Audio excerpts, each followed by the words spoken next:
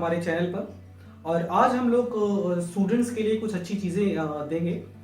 आज हम आप लोगों को बताने वाले हैं कि एक सब्जेक्ट है जनरल फार्मेसी, जिसमें जनरली हम लोग लेबल की बात करते हैं और उसमें प्रैक्टिकल्स की बात करते हैं।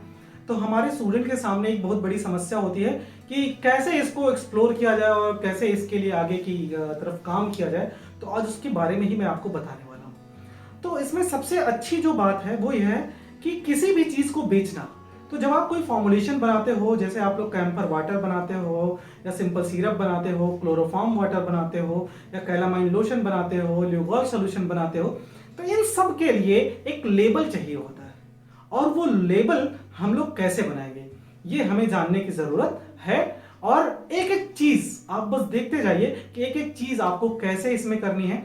तो वो हम वन बाय वन आपको यहाँ पे दिखाते जाएंगे। तो हम लोग देखने वाले हैं सबसे पहले लेबल के लिए क्या जरूरी है। तो लेबल का मतलब होता क्या है। फॉर एग्जाम्पल हमने कोई एक सिरप लिया। सिरप लेने का मतलब यह है कि उसके ऊपर चारों तरफ एक लेबल लगा होता है। आप जैसे कि इसमें देख सकते हैं कि चारों तरफ एक लेबल लगा हुआ है। लेकिन ये लेबल जो है ये क्या है, इसका मतलब इसमें क्या क्या है, क्या इसकी उपयोगिता है, मतलब हर तरीके की जानकारी इसमें लिखी हुई है। तो ये हमारे लिए इंपॉर्टेंट है। लेकिन इस लेबल को बनाना कैसे है, एक चीज मैं आपको बताना चाहूंगा कि मार्केटिंग का एक बहुत बड़ा कॉन्सेप्ट है कि जितना अच्छा लेबल होगा उतना ही अच्छा उसकी बिक्री होगी।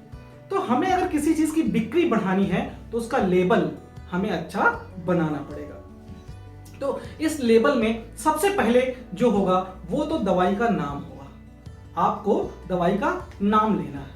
दवाई का नाम से मतलब यह है कि हम लोग अगर आज कैम्फर वाटर बना रहे हैं तो कैम्फर वाटर का नाम सबसे ऊपर हम लोग लिख देंगे। दूसरी बात हम लोग करते हैं कि कैम्फर वाटर और उसका साइड में हम लोग, जैसा कि आप लोग देख सकते हैं, साइड में हम लोग उसका अमाउंट लिख देंगे कि कितना है। एक्चुअल में ये भी तो हमें पता होना चाहिए एग्जैक्टली है कितना।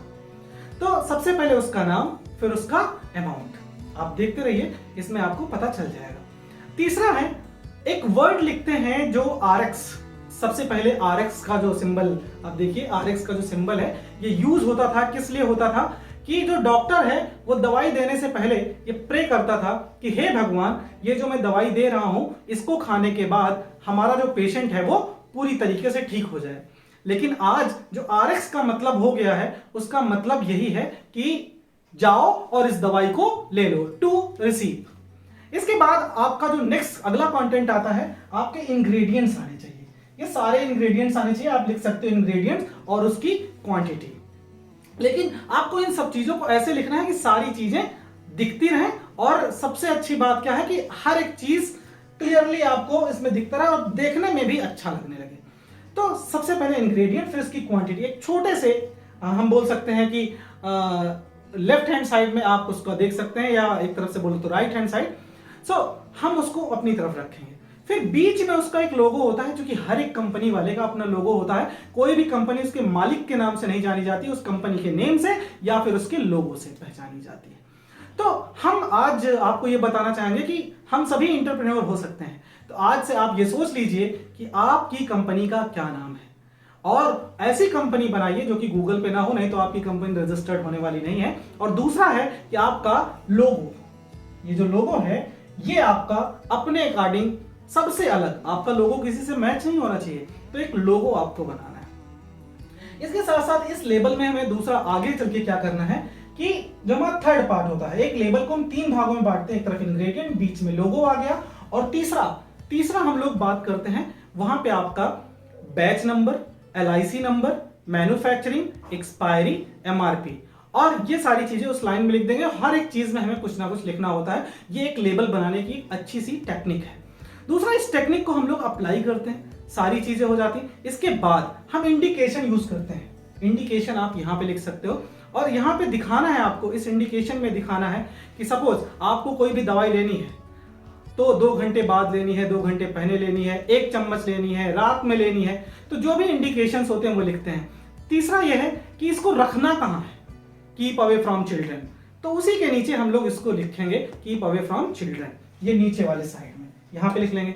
इसके बाद आप लोगों ने देखा बार कोड आ जाता है, तो बार कोड हम लोग लिख सकते हैं। इसके बाद आपकी जो कंपनी है सबसे नीचे वाले पार्ट में आप लोग देख सकते हो, सबसे नीचे वाले पार्ट में यहाँ पे लिख लीजिए मैन्युफैक्चर्ड बाय।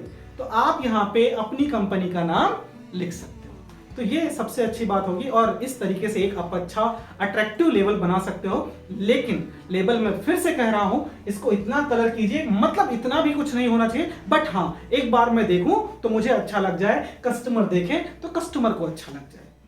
तो इस तरीके से क्या होगा, आपका एक अच्छा लेबल तैयार हो जाएगा।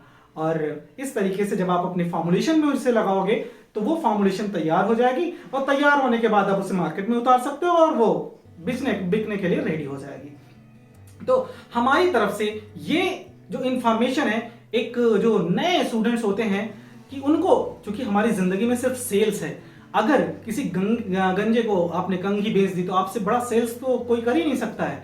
तो हमारा मानना यह है कि जितना अच्छा ऊपर का पैकेज होगा, जितना अच्छा उसका लेबल होगा, उतनी ही उसकी अच्छी बिक्री होगी। क्योंकि हम लोग पता है क्या कि आप खजूर लेने चले जाओ या चुहारे लेने चले जाओ या अखरोट लेने चले जाओ, देखने में ऊपर से अगर आपको अच्छा लगे, आइसक्रीम लेने चले जाओ जो दिखती अच्छी है यही वाली दे दो, कलर्ड है ये वाली दे दो।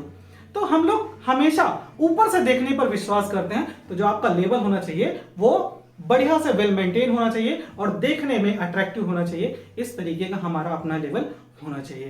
तो एक ये हमारा जो प्रैक्टिकल का जो एक व्यू है वो मैं आपके सामने क्लियर करता हूं और इस तरीके से आपका लेवल बनना चाहिए। और नॉर्मली अगर आप इसको जितना ज्यादा अट्रैक्टिव, सबसे पहले मैंने बोला लोगो आपका खुद का होना चाहिए, क्योंकि ये किसी से कॉपी नहीं हो सकता, और कंपनी नाम आपकी खुद की होनी चाहिए, किसी से कॉपी नहीं हो सकती, वरना भारत की जो गवर्नमेंट है इसको रजिस्टर्ड नहीं करेगी। अगर आप चाहते हो कि in future you want to start your own startup, then you must to think the name of company and the logo of your company, decide today. आज अगर आप लोग ये डिसाइड कर लेते हो तो आप ये सोच लीजिए कि आने वाले टाइम पे you will become a entrepreneur, आप एक अच्छे एंटरप्रेन्योर हो जाओगे और इसी को कहते हैं कि एक नया स्टार्टअप आप दे दोगे और मार्केट में हमारे देश को आगे डेवलप करने में एक अच्छा योगदान दे सकते हो। धन्यवाद।